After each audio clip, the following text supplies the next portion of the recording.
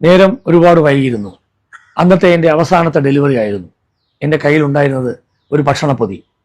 ഞാൻ എൻ്റെ അഡ്രസ്സ് ലക്ഷ്യമാക്കി നടന്നു. ഒരു പഴയ 3 നില ബിൽഡിങ്ങിന്റെ മുമ്പിൽ ചെന്ന് ഞാൻ നിന്നു. അതിന്റെ കോണിപ്പേടി കയറി മുകളിലെത്തി കോളിംഗ് ബെല്ലിൽ വിരലമർത്തി. ഒരു പ്രായമായ അമ്മ വന്ന് വാതിൽ തുറന്നു. അമ്മയുടെ മുടിയെല്ലാം നരച്ചിരിക്കുന്നു. ഒരു സ്പെക്സ് വെച്ചിട്ടുണ്ട്. കൈകൾ വിറയ്ക്കുന്നുണ്ട്. ആ അമ്മ എന്നോട് പറഞ്ഞു, ആ ഭക്ഷണപ്പൊതി ഒന്ന് അകത്ത് വെച്ചേക്കുമോ? എൻ്റെ കൈകൾ വിറയ്ക്കുന്നു.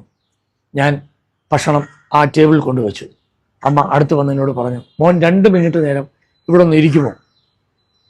ഞാൻ ഒന്ന് ആലോചിച്ചതിന് ശേഷം ഞാൻ പതുക്കെ അവിടെ ഇരുന്നു. ഞാൻ ചുറ്റുപാടും നോക്കി. വളരെ നിശബ്ദത.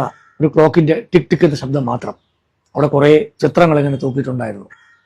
അമ്മ പതുക്കെ ഭക്ഷണം കഴിച്ചു തുടങ്ങി. ഇടയ്ക്ക് എന്നെ നോക്കി ഒന്ന് മന്ദഹസിച്ചു. എന്നിട്ട് എന്നോട് പറഞ്ഞു, ഞാൻ സാധാരണ അങ്ങനെ ഭക്ഷണമൊന്നും വരുത്തി കഴിക്കാറില്ല.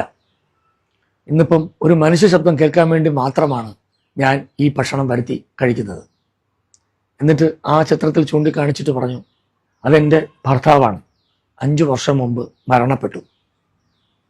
അടുത്തിരിക്കുന്നത് എൻ്റെ മകനാണ്. അവൻ കാനഡയിലാണ്. എല്ലാ മാസവും എനിക്ക് പണം അയക്കും. പ്രായമുള്ള ഞങ്ങളെപ്പോലുള്ളവർക്ക് വേണ്ടത് പണമല്ലല്ലോ മോനെ, മക്കളുടെ സാന്നിധ്യവും സ്നേഹവും കരുണയുമെല്ലാം അല്ലേ. അടുത്തിരിക്കുന്നത് എൻ്റെ മകളാണ്. മകൾ ബാംഗ്ലൂരാണ്. ഭർത്താവുമായി സുഖമായി താമസിക്കും. ഇത് പറയുമ്പോൾ അമ്മയുടെ കണ്ണിൽ നിന്ന് കണ്ണുനീർ പൊടിയുന്നുണ്ടോ എന്ന് ഞാൻ സംശയിച്ചു. എന്നിട്ട് സംസാരിച്ചുകൊണ്ടിരുന്ന അമ്മ പെട്ടെന്ന് വാക്കുകൾ നിർത്തിയതുപോലെ എന്നോട് ചോദിച്ചു, മോന് അമ്മയുണ്ടല്ലോ അല്ലേ? പെട്ടെന്ന് ഞാൻ പറഞ്ഞു തലയാട്ടി. എന്നിട്ട് അമ്മ ചോദിച്ചു, അമ്മയെ മോൻ വിളിക്കാറുണ്ടോ? പെട്ടെന്നൊന്ന് ഞെട്ടി. കാരണം എല്ലാ ദിവസവും അമ്മയെ വിളിക്കണമെന്ന് വിചാരിച്ചു ഫോൺ എടുക്കും, പിറ്റേന്നത്തേക്ക് മാറ്റിവെക്കും. അമ്മ വീണ്ടും പറഞ്ഞു, അമ്മയെ എന്നും വിളിക്കണം കേട്ടോ. നിങ്ങളെപ്പോലുള്ളവർ മക്കളെ പ്രതീക്ഷിച്ച് മാത്രമാണ് ജീവിക്കുന്നത്. നിങ്ങളുടെ സാന്നിധ്യം അവർക്ക് അനിവാര്യമാണ്. അമ്മ അപ്പോഴേക്കും ഭക്ഷണം കഴിച്ച് കഴിഞ്ഞിരുന്നു. ഞാൻ അതൊക്കെ എഴുന്നേറ്റപ്പോൾ അമ്മ ആ മേശമേലിരുന്ന പേഴ്സിൽ നിന്ന് ഒരു 500 രൂപ എടുത്ത് എനിക്ക് തന്നു. എന്നിട്ട് പറഞ്ഞു, ഇത് മോനുള്ള ടിപ്പല്ല കേട്ടോ. മോൻ ഇത്രയും നേരം എനിക്ക് വേണ്ടി ഇവിടെ ചെലവഴിച്ചില്ലേ, അതിനുള്ള വിലയാണ്. ഞാൻ ഈ പണവും നോക്കി അമ്മയെ ഒന്ന് തിരിഞ്ഞു നോക്കി ചിരിച്ച ശേഷം പെട്ടെന്ന് ബൈക്കിനടുത്തേക്ക് ഓടുകയായിരുന്നു. പെട്ടെന്ന് ഫോൺ എടുത്ത് എൻ്റെ അമ്മയെ വിളിച്ചു. അമ്മ പെട്ടെന്ന് ഫോൺ എടുത്തിട്ട്, മോനെ എന്താ ഈ രാത്രിയില്, എന്താ? ഞാൻ പറഞ്ഞു, ഒന്നുമില്ല അമ്മേ. മോൻ ഭക്ഷണം കഴിച്ചോ? എനിക്ക് ശ്വാസം മുട്ടുന്നത് പോലെ തോന്നി. എനിക്ക് ഒന്ന് പൊട്ടിക്കരയാൻ തോന്നി. പക്ഷെ അമ്മ അറിയാതിരിക്കാൻ ഞാൻ മാക്സിമം ശ്രമിക്കുന്നുണ്ടായിരുന്നു. ഞാൻ എന്തോ പറഞ്ഞ് ഫോൺ കട്ട് ചെയ്തു. ഞാൻ ഒന്ന് പൊട്ടിക്കരഞ്ഞു എന്നുള്ളതാണ് സത്യം.